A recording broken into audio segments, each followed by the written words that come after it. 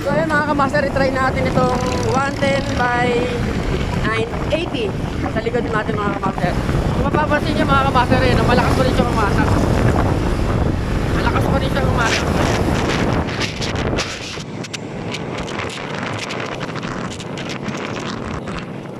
So short lang yung ating mga kamaster, yung ating daan, kaya nag-aalangan ako.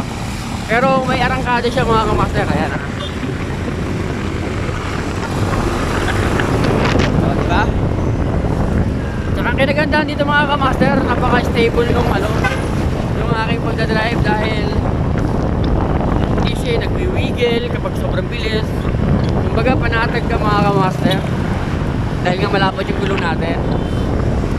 Nandun pa rin yung speed mga kamaster, yung sinasabi nila na babagal yung takbo mo. Ang totoo niyan mga kamaster, depende siguro sa nagdadrive. Pero kung wala parang ganun pa rin naman mga kamaster eh. Kasi isipin nyo na lang mga kamaster ha. Ito logic na lang to mga kamaster. Bakit nyo naisip na mababawasan yung speed or yung takbo ng ating motor? Dahil lang ba nagpalit tayo ng malaking gulong?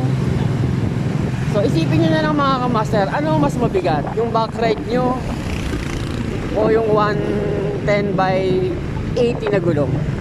So yun lang naman yung bubuhatin ng makina mga kamaster, di ba? So imagine mga kamaster, walang magbabago sa takbo kasi makina yan ng motor. Malakas ang makina ng motor natin, lalo't Honda yan, di ba? So kahit sabihin pa natin na bakit yung ibang mga tricycle, yeah, ang sakay punuan, di ba? Pag sinabing tricycle, tatluhan lang ang pwedeng capacity, di ba? So ganun din yung motor mga kamaster, nasa nagdadala din yan.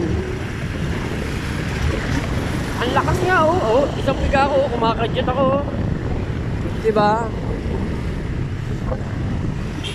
Nasa sa inyo kasi yun mga kamaster. Tayo kasi mga Pilipino, binabase natin yung yung experience sa ibang tao.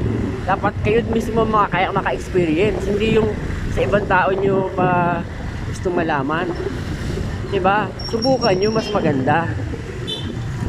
Ganun lang yun mga kamaster.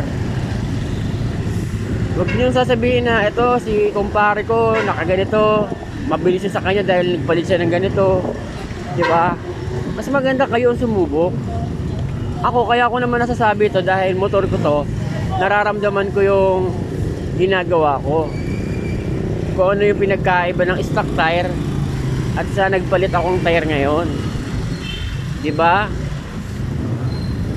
Hindi ko naman napapansin yung ang gulong ko eh. Wala akong iniisip na malapad ba yung likod ko. Hindi ko iniisip yun eh. Ang iniisip ko, magtrabaho, mag-drive lang na mag-drive.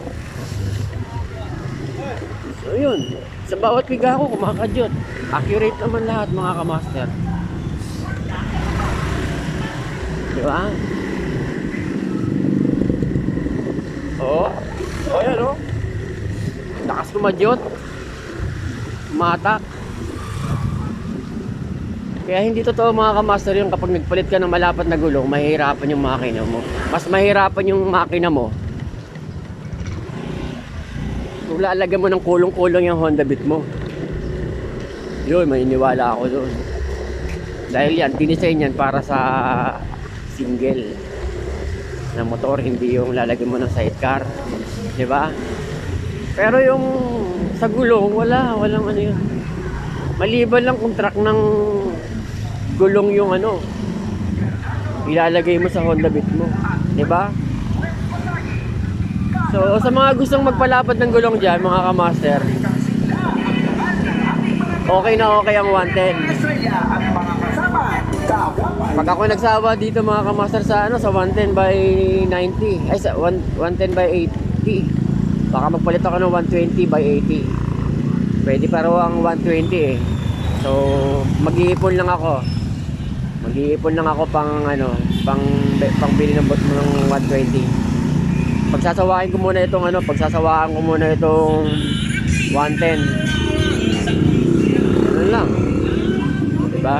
So yun, hanggang dito na lang mga kamaster. Huwag niyong painitin ang ulo ko ha. Bye bye.